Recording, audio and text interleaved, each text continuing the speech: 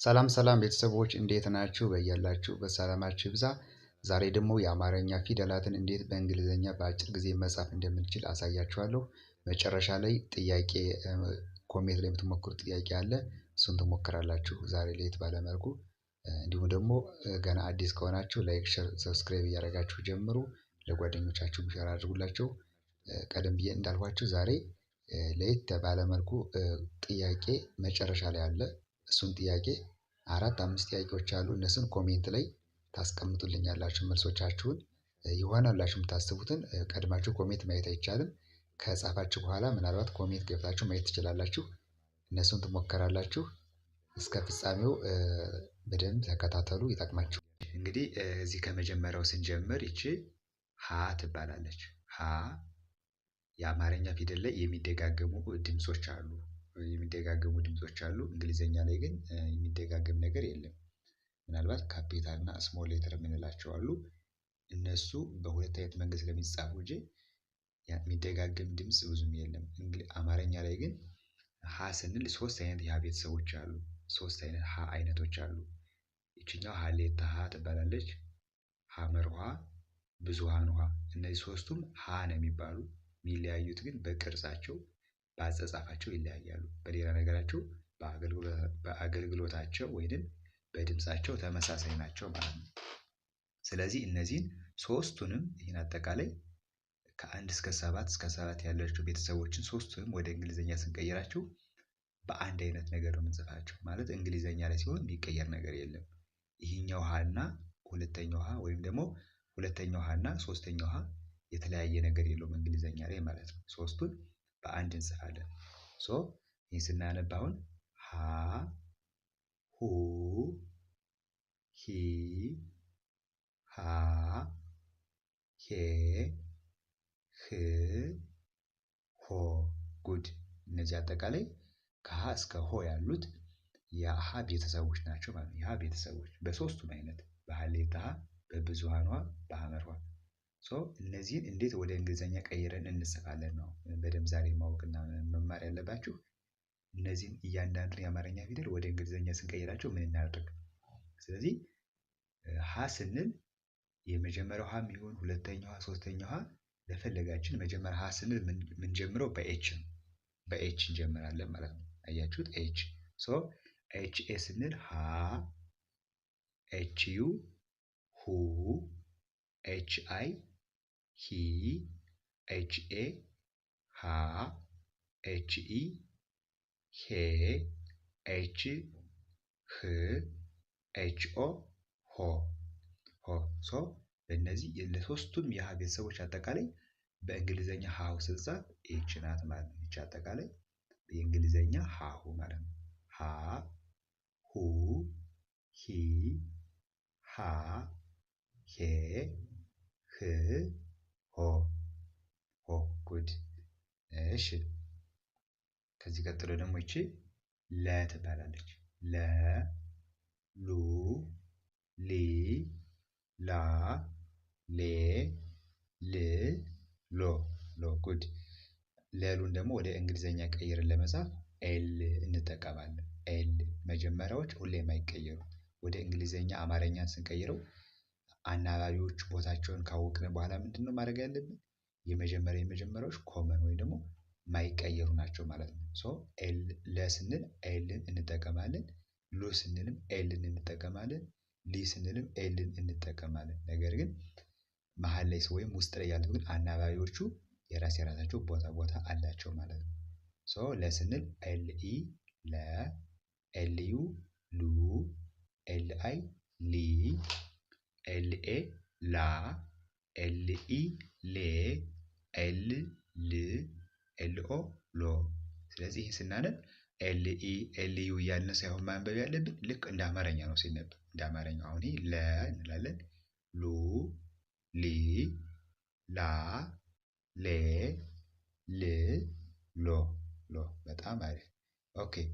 እቺ ደግሞ የአማርኛ ፊደል መ ትባላለች። መ፣ ሙ፣ ሚ፣ ማ፣ ሜ፣ ም፣ ሞ።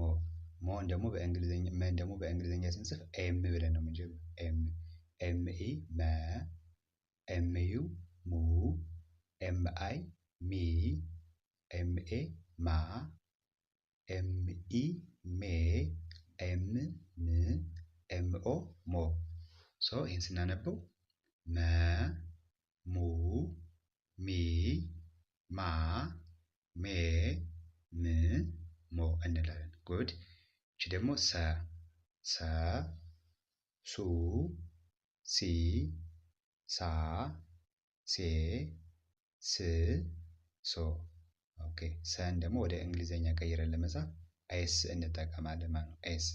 ኤስ ኢ ሰ፣ ኤስ ዩ ሱ፣ ኤስ አይ ሲ፣ ኤስ ኤ ሳ፣ ኤስ ኢ ሴ፣ ኤስ ስ፣ ኤስ ኦ ሶ እንላለን።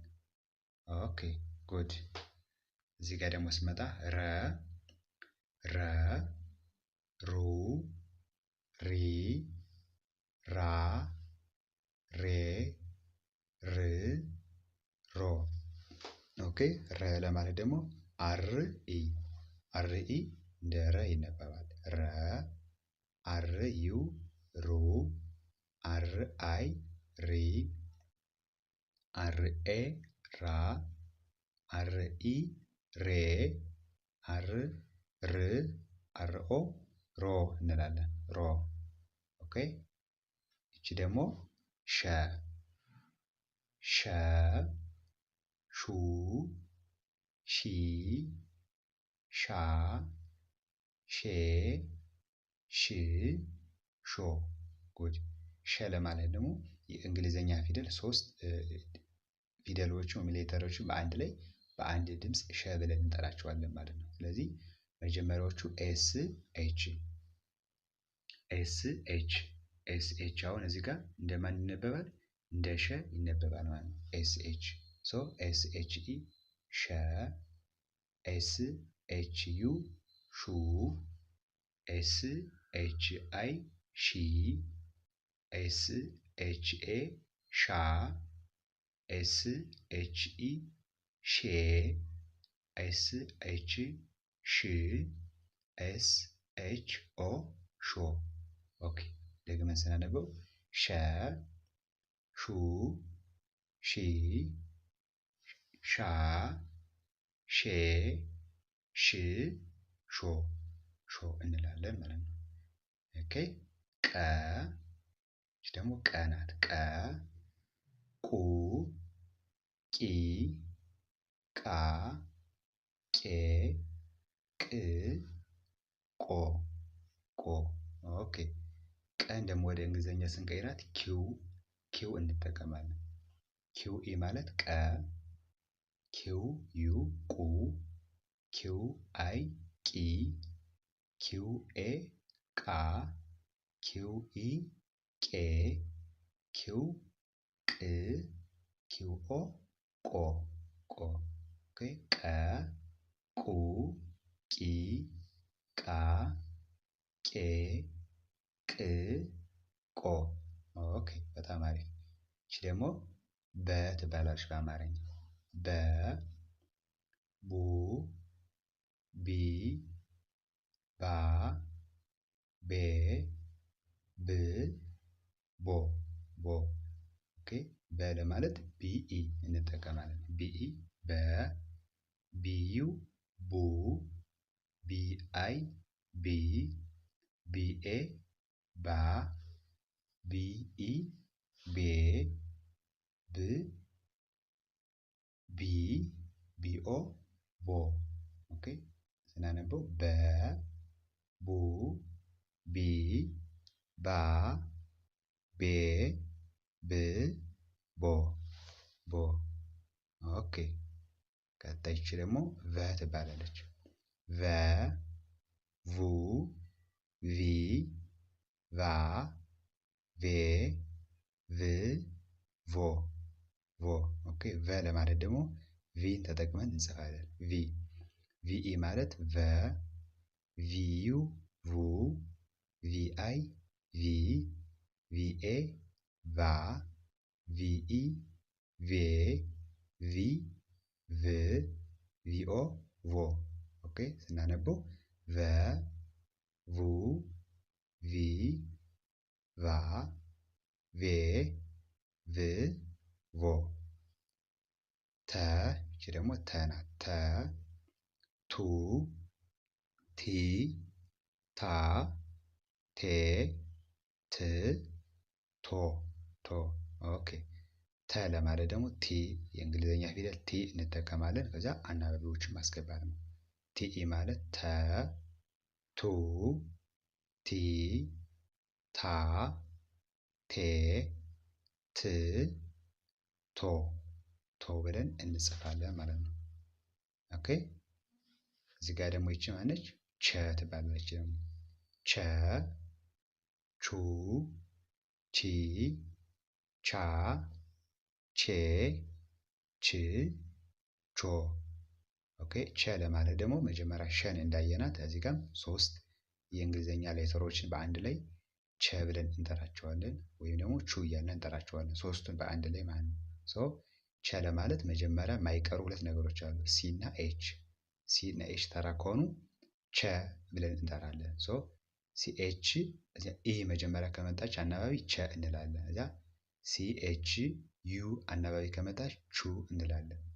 ሲ ኤች አይ ከመጣ ቺ፣ ሲ ኤች ኤ ከሆነ ቻ፣ ሲ ኤች ኢ ቼ፣ ሲ ኤች ች፣ ሲ ኤች ኦ ቾ።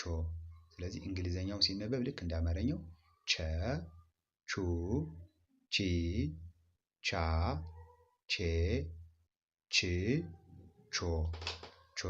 ኦኬ የ ዩ ይ ያ የ ይ ዮ ዮ። ኦኬ የ ለማለት ደግሞ ዋይ እንጠቀማለን። ዋይ ዋይ ሁሉም ቦታ ላይ ዋይ እንጠቀምና አናባቢ እዚያ ማስገባት ማለት ነው። የ ዩ ይ ያ የ ይ ዮ ዮ። ዋይን እያስገባን ምን ነው አናባቢዎችን ኢ ዩ አይ ኤ እያልን አናባቢዎችን ማስገባት በስር በስራቸው ማስገባት ማለት ነው። ኦኬ ነ ኑ ኒ ና ኔ ን ኖ ኖ። ነ ለማለት ደግሞ በእንግሊዘኛ ስንጽፍ ኤንኢ ነ፣ ኤንዩ ኑ፣ ኤንአይ ኒ፣ ኤንኤ ና፣ ኤንኢ ኔ፣ ኤን ን፣ ኤንኦ ኖ። ጉድ ሶ ነ ኑ ኒ ና ኔ ን ኖ እንላለን ማለት ነው። ኖ። ኦኬ እቺ ደግሞ ኘ ኘ ናት። የእንግሊዝኛ የአማርኛ ፊደል ኘ ኙ ኚ ኛ ኘ ኝ ኞ ኞ። ኦኬ ኘ ለማለት ጂ ኤን ኢ ኙ ጂ ኤን ዩ ኚ ጂ ኤን አይ ኛ ጂ ኤን ኤ ኘ ጂ ኤን ኢ ኚ ጂ ኤን ኞ ጂ ኤን ኦ ይሆናል ማለት ነው። ኦኬ እቺ ደግሞ ከ ትባላለች። ከ ኩ ኪ ካ ኬ ክ ኮ ኮ። ኦኬ ከ ለማለት ደግሞ የምንጠቀማት ያ እንግሊዘኛ ፊደል ኬን እንጠቀማለን። ኬ ሶ ኬ ኤ ስንል ከ ኬ ዩ ኩ ኬ አይ ኪ ኬ ኤ ካ ኬ ኢ ኬ ኬ ብቻ ከሆነች ደግሞ ክ ብለን እናነባለን። መጨረሻ ኬ ኦ ወይም ኮ ኬ ኦ። ሶ ስናነበው ከ ኩ ኪ ካ ኬ ክ ኮ እንላለን ማለት ነው። ኦኬ ወ እሺ ደግሞ ወ ው ዊ ዋ ዌ ው ዎ ጉድ። ወ ለማለት ደግሞ ደብሊው እንጠቀማለን። ደብሊው እየተጠቀምን ከዚያ አናባቢዎች መጠቀም ደብሊው ኢ ወ ደብሊው ዩ ው ደብሊው አይ ዊ ደብሊው ኤ ዋ ደብሊው ኢ ዌ ደብሊው ው ደብሊው ኦ ዎ። ሲነበብ እንዴት ነው? ወ ው ዊ ዋ ዌ ው ዎ። ኦኬ ዘ እቺ ደግሞ ዘ ዙ ዚ ዛ ዜ ዝ ዞ ኦኬ ዘ ለማለት ደግሞ ዜድ እንጠቀማለን። ዜድ ኢ ከሆነ ዘ ዜድ ዩ ዙ ዜድ አይ ዚ ዜድ ኤ ዛ ዜድ ኢ ዜ ዜድ ዝ ዜድ ኦ ዞ ሲነበብ ዘ ዙ ዚ ዛ ዜ ዝ ዞ። ኦኬ ዠ ዡ ዢ ዣ ዤ ዥ ዦ። ዠ ለማለት ደግሞ ሶስት የእንግሊዝኛ ፊደላትን ነው የምንጠቀመው። የመጀመሪያዎቹ ዜድ ኤች እንጠቀምና ከዛ አናባቢዎችን መቀጠል ነው ማለት ነው። ዠ ዡ ዢ ዣ ዤ ዥ ዦ ዜድ ኤች ኢ ማለት ዠ ዜድ ኤች ዩ ዡ ዜድ ኤች አይ ዢ ዜድ ኤች ኤ ዣ ዜድ ኤች ኢ ዤ ዜድ ኤች ዥ ዜድ ኤች ኦ ዦ። ኦኬ ደ ዱ ዲ ዳ ዴ ድ ዶ ጉድ።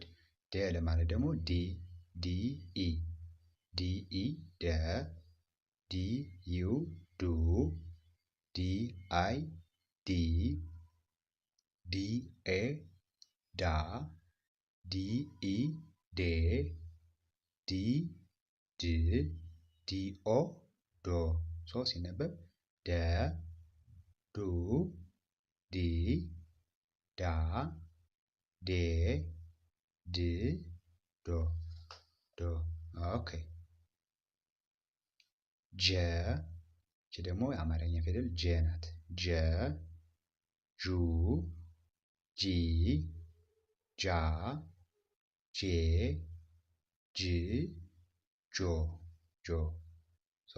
ጀ ለማለት ደግሞ ጀ ኢ ድምጻቸው ተመሳሳይ ነው። አማርኛ ጀ ማለት በእንግሊዝኛም ጀ ናት። ጀ ኢ ጀ ኢ ጀ ዩ ጁ ጀ አይ ጂ ጀ ኤ ጃ ጀ ኢ ጄ ጀ ጂ ጀ ኦ ጆ ጀ ጁ ጂ ጃ ጄ ጅ ጆ። ኦኬ ገ ደግሞ ገ ጉ ጊ ጋ ጌ ግ ጎ ገ ለማለት ጂ እንጠቀማለን።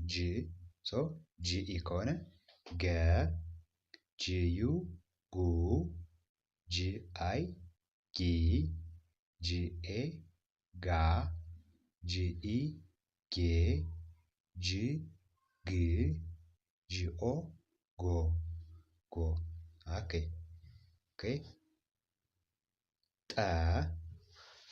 ጠ ጡ ጢ ጣ ጤ ጥ ጦ።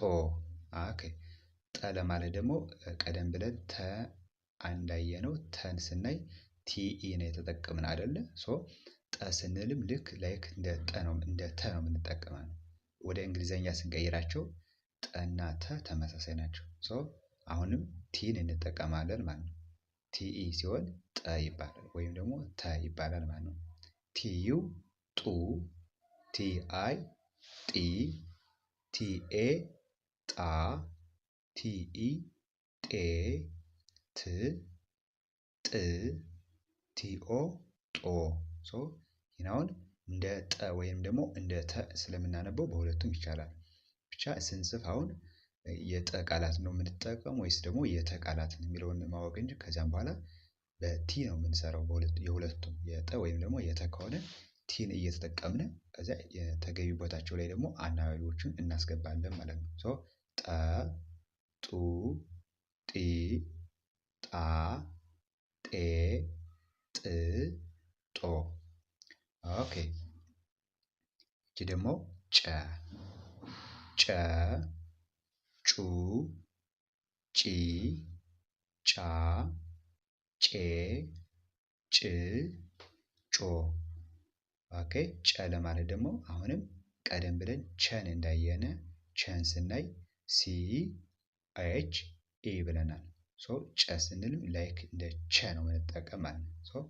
ሲ ኤች ኢ ጨ፣ ሲ ኤች ዩ ጩ፣ ሲ ኤች አይ ጪ፣ ሲ ኤች ኤ ጫ፣ ሲ ኤች ኢ ጬ፣ ሲ ኤች ጭ፣ ሲ ኤች ኦ ጮ። ኦኬ ጰ እቺ ደግሞ ጰ ትባላለች። ጰ ጱ ጲ ጳ ጴ ጵ ጶ። ኦኬ ጰ ስንጠቀም ደግሞ እንግሊዘኛ ላይ ፒ እንጠቀማለን። ፒኢ ከሆነ ጰ ይባላል። ፒ ዩ ፑ፣ ፒ አይ ጲ፣ ፒ ኤ ጳ፣ ፒ ኢ ጴ፣ ፒ ጵ፣ ፒ ኦ ጶ። ይሄ ሲነበብ ጰ ጱ ጲ ጳ ጴ ጵ ጶ እንላለን ማለት ነው። ኦኬ ጸ እቺ ደግሞ ጸ ትባላለች። ጸ ጹ ጺ ጻ ጼ ጽ ጾ። ኦኬ እዚህ ጋርም ደግሞ ጸ እንግዲህ ሁለት ደግሞ የጸ አይነቶች አሉ። እነዚህ ሁለቱ ጸ ይባላሉ። ቀደም ብለን ሀን እንዳየን በሶስት አይነት የሀ አይነቶች በአማርኛ አሉ። ነገር ግን ወደ እንግሊዘኛ ሲቀየሩ ተመሳሳይ ናቸው ብለን አይተናል። አሁንም እዚህ ጋር ጸ ሲሆንም እንደዚያኛው ነው ማለት ነው። ልክ እንደ ሀ ሁለቱም አይነቶች አሉ። ነገር ግን ወደ እንግሊዘኛ ሲቀየሩ በአንድ አይነት ድምፅ የምናነባቸው። አሁን ስናነብ አማርኛው ጸ ጹ ጺ ጻ ጼ ጽ ጾ። ሁለቱም ጸ እስከ ጾ የራሳቸው ሰባት ቤተሰብ አላቸው። በድምፃቸው ተመሳሳይ ናቸው፣ በቅርጻቸው ግን የተለያዩ ናቸው ማለት ነው። ነገር ግን ወደ እንግሊዘኛ ስንቀይራቸው ሁለቱም የጸ አይነቶችን በአንድ አይነት የእንግሊዘኛ አጻጻፍ እንጽፋቸዋለን። ጸ ለማለት ቲ ኤስ ኢ። አሁን እዚህ ጋር ቲ ኤስ ኮመን ነች፣ አትቀየርም። ከዚያ አናባቢ ማስገባት። አናባቢ እንግዲህ አናባቢ ስላችሁ ታውቃላችሁ። ምናልባት ፊደላትን የለያችሁ ከሆናችሁ እና እንደዚህ ሀሁ ለሉ ወደ እንግሊዘኛ ለመማር ሀሳብ ያላችሁ የሞከራችሁ ካላችሁ አናባቢ ማለት የእንግሊዘኛ አምስቱ አናባቢዎች የሚባሉት ኤ ኢ አይ ኦ እና ዩ ናቸው። እነዚህ አምስቱ አናባቢዎችን በደንብ መጀመሪያ መያዝ አለባችሁ። እንግዲህ ይህን ትምህርት ስንማር በመጀመሪያ አምስቱ አናባቢዎችን ማወቅ፣ የአማርኛ ፊደላትን ማወቅ፣ የእንግሊዘኛ ሌተሮችን ማወቅ በስሞልም በካፒታል። ምናልባት ይህ የማታውቁ ካላችሁ ደግሞ ገብታችሁ ቪዲዮአችን ውስጥ ላይ ገብታችሁ መከታተል ትችላላችሁ። ይህ ቪዲዮ በጣም የሚጠቅመው አሁን ምንድነው ለአናባቢ የሚባሉትን የለየ እንዲሁም ደግሞ የአማርኛና የእንግሊዘኛ ፊደላቶችን በደንብ መጻፍና ማንበብ የሚችል ሰው ከዛም በኋላ ምንድነው ቃላት ለመማር ደግሞ ቃላቶችን ለመመስረት እነዚህን መማር ወሳኝ ስለሆነ ነው ይህን ቪዲዮ ይዤላችሁ የመጣው። ሶ ምናልባት እነዚህ ማያውቁ ካላችሁ ወደ ኋላ መለስ ብላችሁ ቪዲዮአችን መከታተል ትችላላችሁ። ሶ ጸ ለማለት TSE ጸ፣ ጹ፣ ጺ፣ ጻ፣ ጼ፣ ጽ፣ ጾ። ኦኬ። ፈ እቺ ደግሞ ፈ ትባላለች በአማርኛ ሶሪ። ፈ፣ ፉ፣ ፊ፣ ፋ፣ ፌ፣ ፍ፣ ፎ፣ ፎ። ኦኬ። ፈ ለማለት ደግሞ ወደ እንግሊዘኛ ስንቀይራት ኤፍን እንጠቀማለን። ሶ ኤፍ እንጠቀምና አናባቢዎች መጠቀም ፈ ኤፍ ኢ፣ ፉ ኤፍ ዩ፣ ፊ ኤፍ አይ፣ ፋ ኤፍ ኤ፣ ፌ ኤፍ ኢ፣ ፍ ኤፍ፣ ፎ ኤፍ ኦ፣ ኤፍ ኦ። ኦኬ። እቺ ደግሞ ፐ፣ ፐ፣ ፑ፣ ፒ፣ ፓ፣ ፔ፣ ፕ፣ ፖ፣ ፖ። ኦኬ። ፖ። ፐ ለማለት ደግሞ ፒ እንጠቀማለን አሁንም ማለት ነው። ከዚህ ጋር ፒን ቀደም ብለን እንዳየነው ለጰ ተጠቅመናል። ጰ፣ ጱ እያልን ስናነብ እስከ መጨረሻ ወይም ደግሞ እስከ ጶ ድረስ ፒን እየተጠቀምነን የሰራ ነው። ከዚህ ጋር ፐን ለመጻፍም ደግሞ እንደ ጰ ፒ እንጠቀማለን። ሶ ይህ ሲነበብ እንዴት ነው? ፐ ፒ ኢ፣ ፑ ፒ ዩ፣ ፒ ፒ አይ፣ ፓ ፒ ኤ፣ ፔ ፒ ኢ፣ ፕ ፒ፣ ፖ ፒ ኦ፣ ፒ ኦ። ኦኬ። ሶ ስናነቡ ፐ ፑ ፒ ፓ ፔ ፕ ፖ እንላለን። ኦኬ። እቺ ደግሞ ሀ ትባላለች። ሀ ሁ ሂ ሃ ሄ ህ ሆ ሆ። ኦኬ። ሀ ለማለት ኤች ኢ፣ ኤች ኢ ሀ፣ ሁ ኤች ዩ፣ ሂ ኤች አይ፣ ሃ ኤች ኤ፣ ሄ ኤች ኢ፣ ህ ኤች ሆ ኤች ኦ፣ ኤች ኦ ይሆናል ማለት ነው። ኦኬ። ኦኬ። ከዚህ ጋር ደግሞ አ፣ እቺ ደግሞ ማነች? አ ትባላለች። አ ኡ ኢ አ ኤ እ ኦ። ኦኬ። ኦ። ሶ አ ኡ ለማለት ደግሞ አሁንም ሁለት አይነት የአይነቶች አሉ። እዚህ የምታያቸው በሁለት አይነት አኡ በአማርኛ ይጻፋሉ ማለት ነው። ወደ እንግሊዘኛ ሲቀየር ግን እንደነገርኳችሁ በአንድ አይነት የእንግሊዘኛ አጻጻፍ ነው የምንጽፋቸው። ሰው እነዚህ ሁለቱም አ ይባላሉ። ኦ ኢ አ ኤ እ ኦ ኦ። ኦኬ። አ ለማለት ኤ እንጠቀማለን። እንግዲህ አው ስንጽፍ ደግሞ እዚህ ጋር አናባቢዎቹን ብቻ ነው የምንጽፈው እንጂ ተነባቢ አንጠቀምም ማለት ነው። ሶ አምስቱን አናባቢዎችን ብቻ በየቦታቸው ላይ እንጽፋቸዋለን። ሶ አ ለማለት ኤ ኡ ዩ ኢ አይ አ ኤ ኤ ኢ እ ኢ ኦ ኦ። ሶ ይህ ሲነበብ አ ኡ ኢ አ ኤ እ ኦ ብለን እናነባለን ማለት ነው።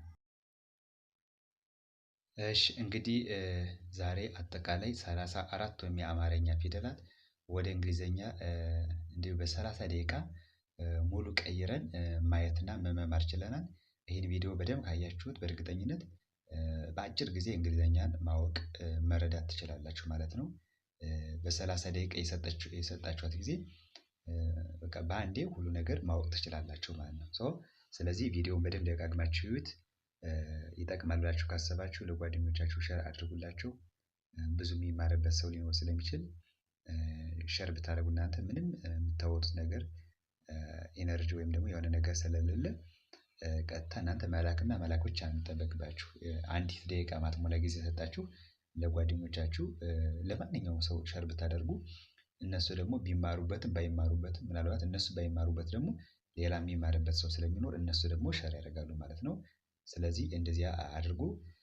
ለዛሬ እስካሁን ይችን ባየናት መሰረት መጀመሪያ እንዳልኳችሁ ጥያቄ ይዤላችሁ መጥቻለሁ። ይችን ጥያቄ አንብባችሁ ኮሜንት ላይ መልስ ትሞክራላችሁ ማለት ነው። የሚከተሉትን ቃላት ወደ እንግሊዘኛ ቀይሩ ይላል። ወደ እንግሊዘኛ ቀይሩ። አንደኛ እዚህ ጋር ይላል በላ በላ ሲል አሁን በን አይተናል፣ ላንም አይተናል።